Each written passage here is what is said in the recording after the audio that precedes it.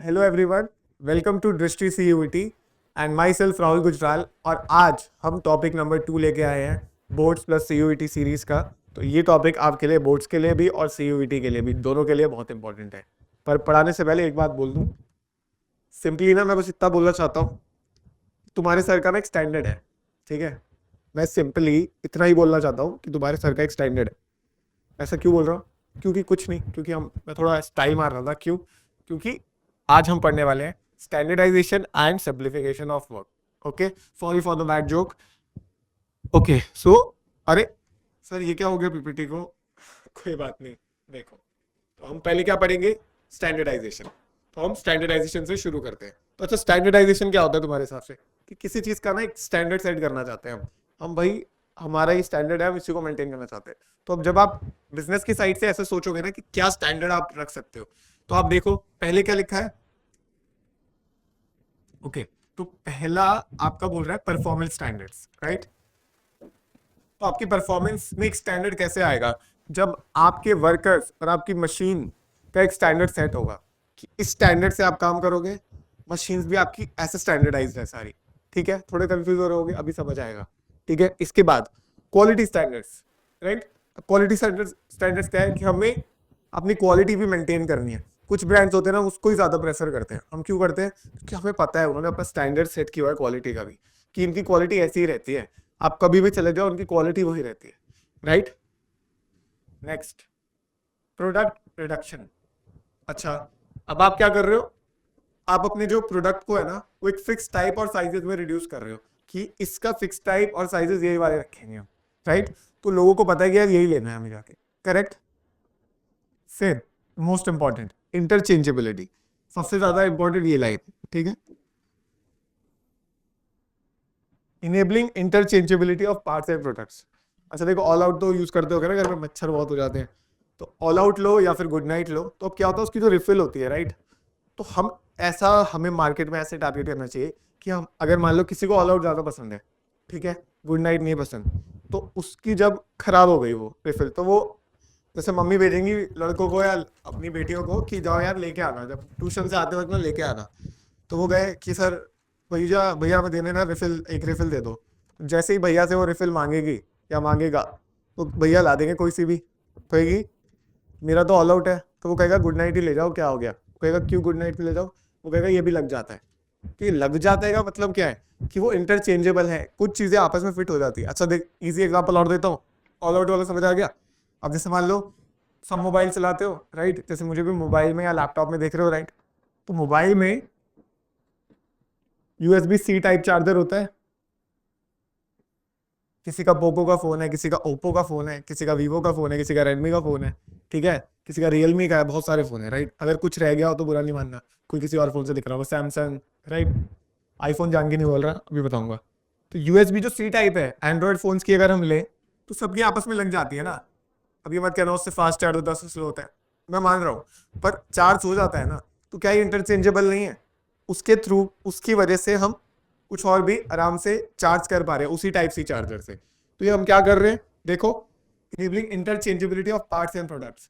आपस में हम वो सेम चीजें यूज कर पा रहे हैं।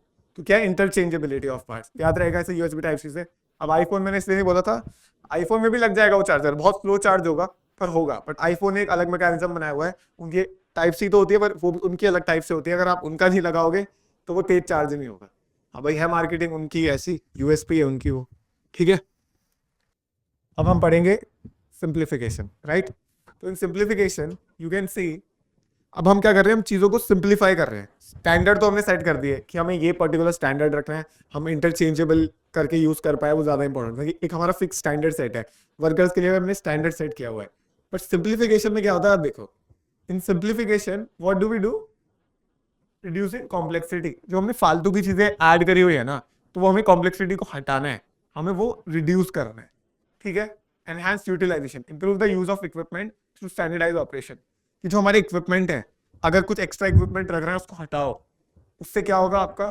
देखो, इन्वेंट्री, आपकी जो एक्स्ट्रा चीजें हैं उसको हटाओ, उससे और अल्टीमेटली उससे फायदा क्या हो जाएगा? हमारे पास एक्स्ट्रा चीज पड़ी थी, टाइम वेस्ट कम होगा और हमारी कॉस्ट भी रिड्यूस होगी। द मेन पॉइंट, अगर आप एक्स्ट्रा चीजों को हटाते हो, अपनी लाइफ से भी हटाते हो, तो जो दिमाग में कॉस्ट की कॉस्ट बनती जा रही है ना उसकी, मतलब भरे जा रहा है भरे जा रहा है, वो लोड कम होता है। तो ऐसे जो पैसे का लोड है ना, यहाँ पे वो कम हो जाता है, समझ गए? तो इसलिए remove extra people from your life, remove extra things from the business also, ऐसे याद रख लेना, ठीक है? मोटिवेशनल स्पीकर बन जाऊं क्या? चलो कोई नहीं, ठीक है। अब आई होप ये भी समझ आया हो। अब मैं ना इसका एग्जांपल देता हूँ। उसका एग्जांपल हमने क्या लिया था? हमने यूएसबी सी टाइप ले लिया था। अब इसमें एग्जांपल लो, भाई बच्चे पीते हैं कोल्ड ड्रिंक, भाई बहुत गर्मी, जब गर्मी में ज्यादा पीते हो, जब भी स्कूल से जा रहे हैं कोल्ड ड्रिंक पियेंगे, बंटा पियेंगे, मतलब कुछ ना कुछ पीते रहते हो, राइट? तो फॉर एग्जाम्पल कोल्ड ड्रिंक ले लो, ठीक है? कोका कोला लू, थम्स अप लू, भाई देख लो अपने हिसाब से चूज कर लो। कोका कोला, ठीक है, थम्स अप, सारी ले लो, फैंटा, मतलब ये जितनी भी है। मेरा पॉइंट क्या है, ये ना एक अपने उसको ना सिंप्लीफाई कर रहे हैं, अपनी वैरायटी को, एक्स्ट्रा वैरायटी को हटा रहे। फॉर एग्जाम्पल वो क्या क्या ऑफर करते हैं आपको? 250 ml, 500 ml, 1 litre, 2 litre, right? मतलब ये एक दो और हो सकता है, 1.15 भी कभी कभी आता है, 2.25 भी आता है, पर ये ना 5-6 ही रखते हैं कि ये थोड़ी कि अच्छा 100 ml अलग देंगे, 150 ml अलग देंगे, राइट? या फिर 700 ml अलग देंगे, ऐसा नहीं कर रहे ना। हम क्या कर रहे हैं, स्ट्रीमलाइन कर रहे हैं चीजों को, हम एक्स्ट्रा वेराइटी को रिमूव कर रहे हैं, हमें हमारी नीड ही नहीं है वो, राइट? तो हम एक्स्ट्रा चीजों को रिमूव करा रहे हैं। अरे हाँ, मैं तो भूल ही गया, आजकल तो बड़ा शौक है, सॉरी सॉरी गाइस, स्टिंग वाले लोग अगर मेरे से बिल्कुल भी इम्पैक्ट हुआ है या ऑफेंड हुआ है, आई एम सॉरी। स्टिंग तो मैं भूल ही गया भाई। एक बच्चा वरना कमेंट करेगा सर स्टिंग कैसे नहीं बोला, तो स्टिंग भी बोल दिया मैंने। तो स्टिंग भी ऐसे ऐसे ऑफर करता है, अभी 1 लीटर 2 लीटर नहीं आई, तुम कोई पेटिशन साइन करो, शायद वो भी निकाल दे। तो अभी के लिए तो शायद 250 और 500 ही आ रही है, ठीक है? तो देखो स्टिंग का एग्जाम्पल दे दिया मैं, ठीक है, वेरी गुड। तो ये था आपका। अब देखो मैंने तुम्हें दोनों का बताया। जो इंटरचेंजेबिलिटी वाली बात थी वो किसमें थी? स्टैंडर्डाइज में, कि हमने स्टैंडर्ड सेट कर लिए। सिंप्लीफाई में क्या था? मेन पार्ट क्या थी कि हम एक्स्ट्रा चीजों को रिमूव कर रहे हैं, हम सिंप्लीफाई कर रहे हैं। कैसे? जैसे हम दिमाग कैसे सिंप्लीफाई करते हैं, टॉक्सिक लोगों को निकाल के। तो हम इसको कैसे सिंप्लीफाई करेंगे? अपनी ऑर्गेनाइजेशनल एफिशिएंसी कैसे बढ़ाएंगे? जब हम एक्स्ट्रा चीजों को हटाएंगे, समझ गए? हम एक कुछ टाइप्स की चीजें ही रखेंगे। हम अगर मेन्यू रख रहे हैं, अगर Coca Cola, Thums Up, Fanta, Sprite, Limca, 7 up, और याद नहीं आ रही मुझे, तो उसमें भी हम 4-5 ही वेरिएशन दे रहे हैं ना, साइज के, बॉटल्स के। तो ऐसे ही हमने सिंप्लीफाई करा है चीजों को, समझ गए? अच्छा, एक बार टेबल देख लो, स्क्रीनशॉट ले लो, इसको रीड कर लो। इसमें कुछ डाउट है तो बताओ, सेम चीजें लिखी है, एक बार रीड कर देता हूँ तुम्हारे साथ। पहला डेफिनेशन में देखो, setting benchmarks for process, products and materials, वो शॉर्ट में लिख दिया कि स्टैंडर्डाइजेशन में ना हम एक बेंचमार्क सेट कर रहे हैं। सिंप्लीफिकेशन में क्या होगा? अननेसेसरी डाइवर्सिटी, जबरदस्ती की एक्स्ट्रा चीजें बनाए जा रहे हैं, क्या जरूरत है भाई? आजकल वो चल रहा है, तुम यूट्यूब करके देखना, सच बता रहा हूँ भाई। मैंने यूट्यूब पे ना पता नहीं क्यों करा, टाइप्स ऑफ मैगी सर्च हो गया, I don't know, sorry my bad, but उससे देखना, तुम भी करके देखना जब तुम्हारे फ्री टाइम हो। मैंने टाइप्स ऑफ मैगी सर्च करा, मुझे लगा होगी भाई कि मतलब वेजिटेबल मैगी है ना, मियोनीज मैगी, चीज डाल दी वो वाली मैगी, चीज मैगी आती है ना, तो मुझे लगा मैं वो सीख के बनाऊंगा। भाई सबसे पहले आ रहा है रोटी मैगी, ओ माय गॉड।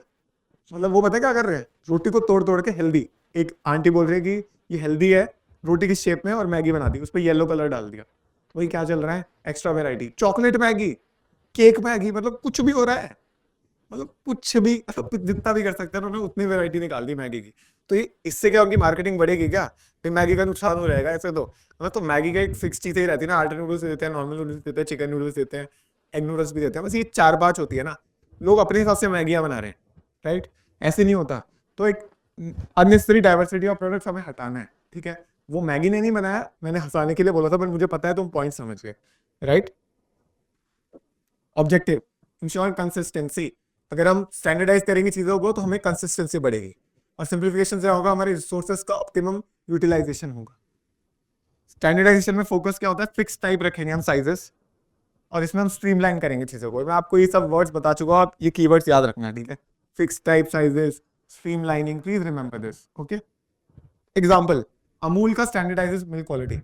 जो अमूल की मिल्क की क्वालिटी वो स्टैंडर्डाइज होती है। ऐसा तो नहीं होता जैसे मान लो रोज फुल क्रीम ले रहे हो तुम, यार कल तो बहुत गाढ़ा दिया था, पर आज तो भाई बहुत फीका हो गया, आज तो बहुत ये ऐसा लग रहा है पानी मिलाया हुआ है। ऐसा नहीं होता, बड़े ब्रांड्स में वो फोकस करते हैं। तो अमूल का स्टैंडर्डाइज्ड है, मदर डेयरी का स्टैंडर्डाइज्ड है, ठीक है? नमस्ते इंडिया का स्टैंडर्डाइज्ड है। तो मैं कुछ किसी को प्रमोट नहीं कर रहा, इसलिए तीनों नाम ले दिए, ठीक है?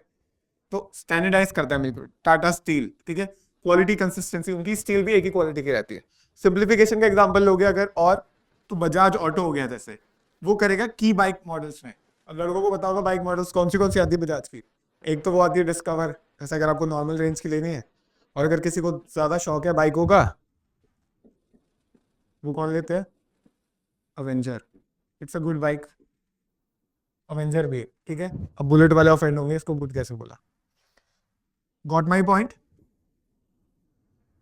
ओके, एंड सी आउटकम क्या होता है? इससे हमारी क्वालिटी मेंटेन रहती है और इससे हमारी कॉस्ट रिड्यूस हो जाती है, जो मैं आपको पहले बता चुका हूँ। तो चलो सर, आपने सब कुछ बता दिया। स्टैंडर्डाइजेशन में स्टैंडर्ड सेट करते हैं, सिंप्लीफिकेशन में एक्स्ट्रा चीजों को हटाते हैं। ऐसे समझ आ गया? जैसे लोगों को हटाया था, टॉक्सिक लोगों को। तो अब इसमें ना मैं एक तुम्हें कंबाइन एग्जांपल देता हूँ ताकि तुम्हें और बेटर समझ आते है। एक ही कंपनी लेते हैं, पहले उसकी स्टैंडर्डाइजेशन की बात करेंगे, फिर उसके सिंप्लीफिकेशन की कर लेंगे, ठीक है। तो चलो कंबाइंड एग्जांपल लेते हैं। क्या सोचो, क्या ले?